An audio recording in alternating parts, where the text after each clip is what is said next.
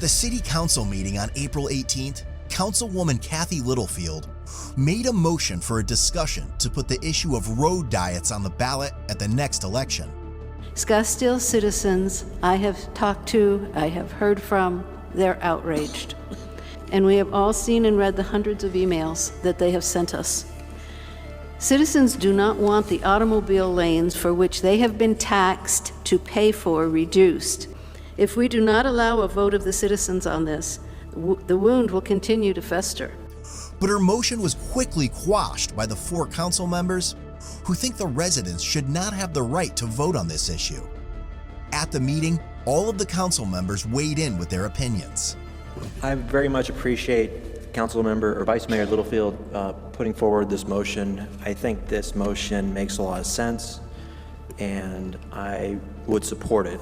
This issue has divided the city, so I will be supporting this. And I also think it's a good idea to have an open discussion on it. Councilwoman Whitehead told the residents that they don't have the right to vote on safety in their city, and that the council was elected to make those decisions for them. The public safety is Scottsdale's primary job. It's not up for a public vote. We don't ask the citizens what the speed limits should be, whether Pima Road should be widened, whether people with disabilities should have access to our public roadways. It's our job. Is she serious? Maybe she forgot about the public outreach process, which is supposed to gather public input on projects. As for the safety argument, this issue is not about safety. It is about getting those federal dollars to pay for needless projects to remove car lanes and replace them with bike lanes. The 4-lane stretch of 68th Street is in fact one of the most dangerous stretches of road in the city. Councilman Durham lectured the residents with inaccurate accident data and explained why the people should not be allowed to vote on the issue. Our main job is public safety. And as far as I'm concerned, public safety is not up for a vote. Mr. Durham claims that narrow roads are safer than wider roads. While road diet advocates use the safety argument to bolster their agenda to narrow roads and force people to take alternative modes of travel, there are many studies that dispute that road diets make streets safer. Everyone knew the Councilwoman Caputi would not support this motion.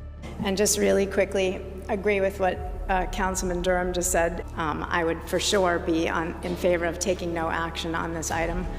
In the past, she has proclaimed her love of road diets.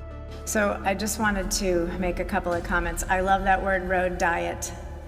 And I think that it's important to remember that word, road diet. Maybe the most disappointing part of the meeting was when Mayor Ortega manipulated the discussion by cutting off the testimony of 2 council members, Kathy Littlefield and Barry Graham.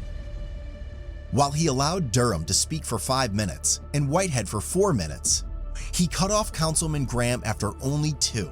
The Exeter neighborhood did not get notified. Excuse me, please just confine to the discussion on what the motion. Okay. The motion was not relevant on 6 Thank you, Mayor. And we're just trying to Move it along. very clear on what the scope is of the motion. Vice Okay. Mayor Littlefield? Mayor, I wasn't. May I complete? Mr. Graham insisted he be allowed to finish his comments, and the mayor complied. And I don't think we should discount anybody's voice or opinion based on their zip code.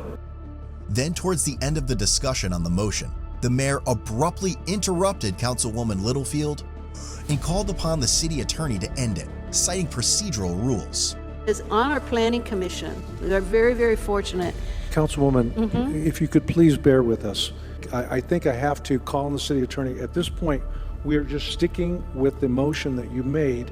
I know there's more to say, but that's why we have something already scheduled, and that would allow a lot of the information to come forward. At this point, I will just call on city attorney, based on your motion, to just clarify where we're at. Thank you. Mayor, thank you.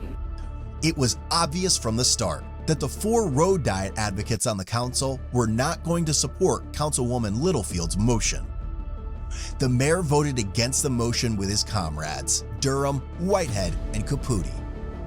These are the same 4 council members who decided that 68th Street should be put on a road diet to accommodate the bicycle lobby, while ignoring 23 business owners who signed a petition opposing the project.